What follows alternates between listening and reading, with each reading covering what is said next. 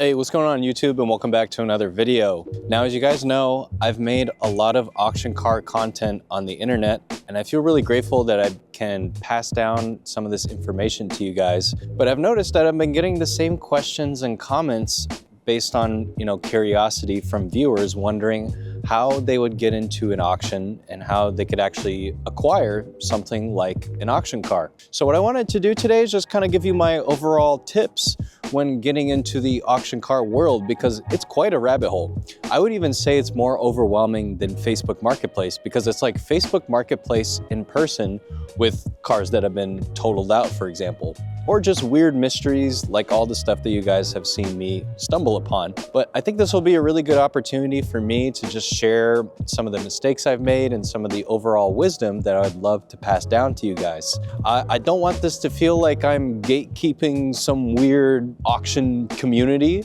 and I really think that this could be a great opportunity to either find a hobby in this where you can, do some restorations, or even if you are starting out as like a small business and wanted to become a dealership, there could actually be a lot of upsides into purchasing certain auction cars. But it's not always going to be the case. So this will be something that we'll go through today. So if you guys have any particular questions that you want to get answered, I would really recommend leaving a comment down below, and we can use that as kind of a community to see what the most top asked comment is for maybe the next video that I'll make on this. One thing is that you're going to notice is that there's going to be a difference between being an individual and being a dealership. Now, to be technically a dealership, you have to get what's called a dealer's license. So to get a dealer's license, that means that you're gonna have to fill out a lot of paperwork, and you're most likely gonna have to have some sort of brick and mortar and proof of legitimacy that you actually are a business. Yes, there are a lot of people do what they call flipping cars. So this is not gonna be a definitive way to get into flipping cars, because you are becoming essentially an established business. Can you buy auction cars and flip them? Yes. But there are a lot of regulations, and it will be different based on which state you're out of. So you can't go out there and you can't just start wheeling and dealing cars. A long time ago, that's what it actually used to be. And way back when, I actually used to partake myself when I was in high school. And I really just got into the car business stuff because of my dad. After years and years and years of trial and error and just figuring out that I don't really like the aspect of having to flip cars because there's a lot of downsides to it, that I think if you're gonna take on an auction car, especially a first one, do for something you actually like. So I'll turn around here and I'll show you an example of something that could be a pretty cool project. So I'm purely just going to use this ND Miata as a key example, because this is a very enthusiast focused car, and I think this would be a fun project for somebody. Granted, as you can see, it's been in a pretty nasty front end collision. Now, there's going to be a difference between something like this and something like this. So the Hyundai next to it, as you can see, it's a very clean car, and this is considered a clean title vehicle. So if you're gonna buy something like this, you actually have to have a broker if you're not a dealership to bid on a clean title car. So that's gonna be the biggest difference. But usually with a car like this that has body damage, and sometimes you see the ones that I've shown you where it's like it's considered a biohazard or whatever have not, or just a complete mystery, or it's been donated, is that you can typically find a lot more information based on the sticker that's gonna be on the window. Now, in these accidents like this, what happens is these get appraised, and if the repair is gonna be more than the value of the car, it will be deemed a total loss. So this car right now is actually gonna be deemed a total loss. And this is how it ends up here at a auction. This is gonna get auctioned off and people will be bidding on it. And at the end of it, somebody will become the new owner of this car. The nice thing about a clean title car is that once you have a broker, or if you're a dealership, you can just buy this, you get the title, and you're pretty much good to go. Now, with a rebuilt car like this, this is deemed a total loss. So with a total loss car like this, the one thing that you're gonna run into is the fact that you actually cannot drive this car on the road until you fix it. I think that's a huge misconception that a lot of people do, is they'll get all excited, they'll see this project and they're like, oh man, I can fix this and this and this. And just like this one, you see that it's not super clean, right? It's gonna need things replaced, but you have to eventually take this car to State Patrol. So State Patrol is what they're gonna do, is they're gonna do what's called a VIN inspection. So this car will forever be a rebuilt title car. It will never be a clean title car just based on everything that you've seen here. It's been in an accident, but it's still salvageable. And that's where the word salvage comes from. So hypothetically, if you're gonna go through the process, you're gonna buy all the parts for this and you're gonna put it back together, you have to remember that this is gonna go through an inspection. And during that inspection, what they're gonna do is they're going to check everything that has been replaced on the car, because a huge thing that happens is, for example, if you buy a hood from somebody on Facebook Marketplace and you don't do the proper documentation of it, and it came off of a stolen car, it will fail the inspection and you will never be able to register it into your name. So there are a lot of things that don't really get advertised, I guess, when it comes to doing the auction stuff like this. So this is something that you definitely want to look out for when you're doing this stuff. So if you buy it from a wrecking yard or on Amazon and it's unpainted and you have a receipt and you have the VIN of the car that it came off of, then you're in the clear. And you should be okay to put this one back together and do all that stuff. And another thing that they're gonna do during the inspection is they're also gonna check things like the door, if it opens and closes. Some cars you see, they get in these horrible T-bone accidents, so it'll be very hard to get all the panels to align. Granted, they're not gonna sit here with a micrometer and go through every single panel gap due to the volume of cars that they have to inspect, but they will do a visual assessment and they will have pictures of what the car looked like previously, and they're gonna go through all of your receipts to make sure that you did it correctly. So as you can see, this is a much more involved process. Not impossible, but I would say it's worth it if you want to do it for something like this, like an enthusiast car. Granted, I could show you all the other cars in the background, but I think this will be a good example. And maybe I'll start walking my way over here and we can see some other cars that could be a good buy. It doesn't mean correlating to, clean body means it's good to go as a clean title car. Sometimes they're considered what's called a bill of sale. So like this Toyota Prius, for example. These are pretty common, pedestrian cars. People love to use these for Ubers because they're super fuel efficient. So this one, you have to understand what the history is behind it and what the title status is currently. But when you look at stuff like this, you have to really get into the details and you almost become like a criminal investigator about it. So one thing that I see as a dead giveaway, I've looked at this car for less than 2 seconds. Look at the condition of the tires. Look at how horrendous the condition of the tires is. Usually I always go to the tires because if it has good tires, that means that they are willing to invest money into it. But this looks like somebody just ran this car into the ground. And that's something you have to be very careful with. You can find a lot of gems at the auctions. I mean, you guys have seen some of the stuff that I've bought. It takes a little bit of elbow grease, but sometimes you can come away with something really nice like that. And I'm not gonna completely write this one off. There are gonna be things that you should be looking for. Again, really it's in the drivetrain itself, the condition of the interior. Does it look pretty good? Does it smell weird? You have to look for things like that. And in my experience, I've bought everything that's from super duper nice cars to, the junky clunkies.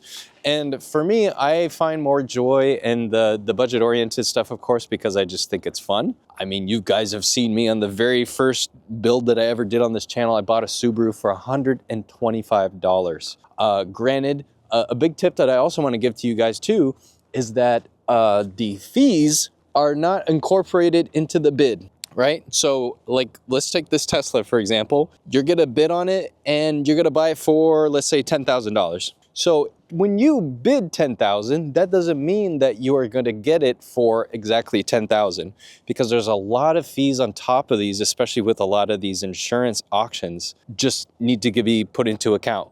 There's gonna be processing, documentation, tax, how are you gonna get it? You need to get it towed. You have to pay the Department of Licensing, and that stuff will nickel and dime you to death. When you think of like, okay, I only wanna spend $10,000, I would tell you, okay, well, you can only bid to 7. And you'd ask me, why is that? Why can I only bid to 7? And it's because at the end of it, you've already spent $10,000. So that's also gonna be another big key point that I wanna tell you guys about is that you want to stay within a limit.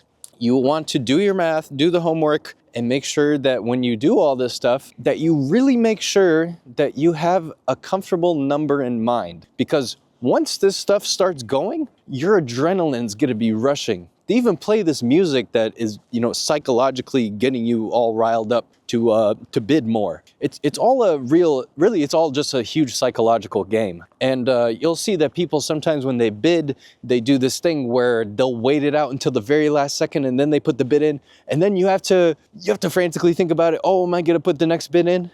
And then before you know it, you've overspent and now you're stuck with a car that still needs work. It's not even done and you're still working on it. So that's the biggest thing that I could tell you is to really set a budget and stick to it. Because if you don't do that, you're gonna be in for a whirlwind of hurt. And I mean, from somebody that's gotten burned on cars, doing silly stuff, paying too much, paying too little, buying a disaster, having it towed out of the driveway. I've been through quite a bit. And I say this wholeheartedly that it's okay to make a mistake. And I remember how many times I would be so like devastated and distraught when something wouldn't go my way. But then at the end of it, I was able to come out on top just learning. And that's the biggest thing that if you're gonna go through this car stuff is you're just gonna learn a lot. Not just about the cars, but really about yourself and what you like and what you don't like. So I know you guys probably see a lot of this stuff on the internet. You probably see what I'm doing and you're like, okay, well, that seems pretty cool. But the reality of it is you have to know what excites you. And what's cool about like cars and stuff like that is there's so many different levels to it. Does it make you less of a car person because you don't want to pull the engine out of it and do all these crazy things? Absolutely not. If you want to tackle on something more ambitious like this and go into the auctions, you have to be ready for that. You know, there's so many ways that you could look at this and see that at the light at the end of the tunnel that you can come out with a really fabulous project, but you have to take everything with a grain of salt, and you also have to be really criminally good at this stuff when it comes to just finding out all the weird stuff going on. So like this one, I'm literally just walking. We're just doing impromptu, and you see right here, just looking at this, what does this tell you? I'll give you a sec. This is stolen. I don't even have to look on the inside. I'll eat my own shoe off of my foot that's covered in mud if this car is not stolen, right? Because they mangled up that door handle. Why else would they do that? We'll go to the side over here and we know that this, see, come on, man. This is a stolen car and it's recovered and it's brought to the auctions. So now that we've done the process of elimination on something like this, now we know, okay, this was probably a running and driving car and it got stolen. They took it for a joyride. They took it to work. I don't know what they did with it. And then now it's back here. So this could actually be a really good find because it's all calculated risk. I don't know, maybe the engine's knocking, you don't know. You have to go and you have to get the key and we have to start it and figure that out. But it should tell you a lot about what is possible with this one. So this one might be even better than the Miata, even though you guys are probably laughing like, oh my God, this piece of garbage. But this is gonna be a straightforward one because you know it was in an accident. So we learned so much just through the little details that you're gonna find in all this stuff. Even sometimes in the glove box, you can find information about the previous owner. Granted, you're just taking this from me. I'm literally just a dude on the internet. But like, for example, if there was a business card in the glove box, what if you gave the previous owner a call, you know? And you're like, hey, I found your car at auction, blah, blah, blah. What's the maintenance history on it? What was it like before the accident? Then you can figure out a lot of stuff. Why does it have mini wheels on a Miata? These are all questions that should be answered in their own type of way. Yet here we are trying to solve the mystery. And I think that's all this is it's just all solving this huge mystery of why we're here and why we're doing this stuff. So you have to be ready for that. And I think it's also just best to be kind to yourself until you figure out what you really want and what you would really enjoy doing. I think that you can find something that is fun to do. My tip to you, again, is just to stay within budget, do your research, and make sure that everything's gonna be all good, and go see the stuff in person. Don't make the mistake that I have. You go see something sight unseen. D21 hard body pickup truck. I love these. Fabulous little single cab pickup trucks. In the pictures sometimes, I'm not saying that they get lipsticked or anything like that, but they don't look as nice when you go look at them, right? And that's sometimes the case. I mean, this thing looks like it was washed 17 years ago. There's body damage in the corner. And I mean, this is probably not the best example, but some cars, you see it on camera and you're like, oh, okay, that looks pretty decent. Like this one, for example. But it's not the case, because you have to go see it in person. You will thank yourself. Make the drive. If it's far away, then, you know, that's up to you. I mean, I've had friends where they bought cars all the way in Florida and then bring it to the West Coast. And they would take a plane to go look at it. Just because it was like something prized, valuable, interesting, whatever the case may be. And, you know, they found it was worth it, even if they don't end up buying it. I think that's gonna be one of my biggest takeaways from all this stuff. But at the end of the day, it's really just all tuned to make fun stuff for you to do. You do this stuff because you enjoy it. You don't do it because you're gonna make a gazillion dollars. Going back to it again, buying and selling cars, yes, people do every single day. They buy and sell cars. It happens, and it's just a part of the whole business.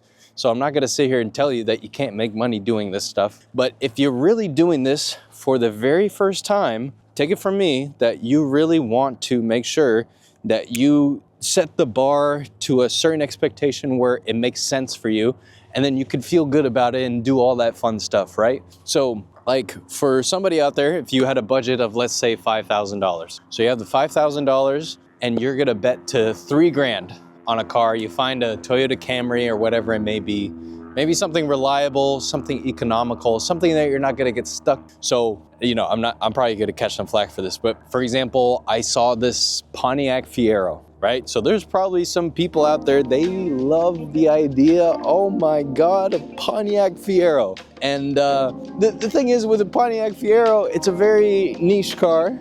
And if you're not able to fix it, or you're sick of it, or you just don't want anything to do with it anymore, and you want to get to a point where you just want to get rid of it, it's going to be very difficult. That's a tough sell. So maybe it's better in the beginning you started with something really cheap and efficient, like a Toyota Corolla, which a lot of people are looking for. It's an economy car. If you use it to learn, then you can turn around and you could sell it, and then you can move on to the next thing. Or maybe you find some more joy in it and you can go down that rabbit hole. So there's levels to this stuff, right? Just like what we were talking about earlier. Once you get those levels, you can understand more in further detail of how deep you want to go. I think that's enough of a yapping session from me today, but I think this will be a good segue, and maybe this will help me with coming up with some more topics. So if you guys have any other stuff you want to see, let me know down in the comments what you would like to see here. And I really hope this helps somebody out. I get asked this question quite a bit through DMs, comments, Instagram, TikTok, YouTube. I mean, it's all that fun stuff. I try my best to keep up with you guys, and I really do appreciate all of you that watch this stuff. I also don't want it to feel like I'm just holding on to this information and I don't want to share it with you guys, because that is absolutely not true. I do this for fun. I do this because I feel like I'm passionate about it, and it's weird now that this is kind of what I do.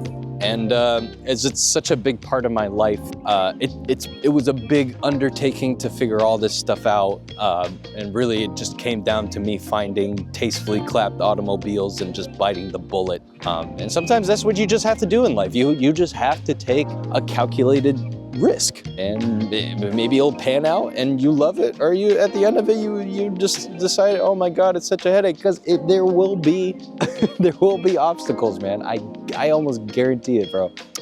Anyways, I need to drink some water because I am parched. But anyways, take care, have a great day, and I'll see you next time.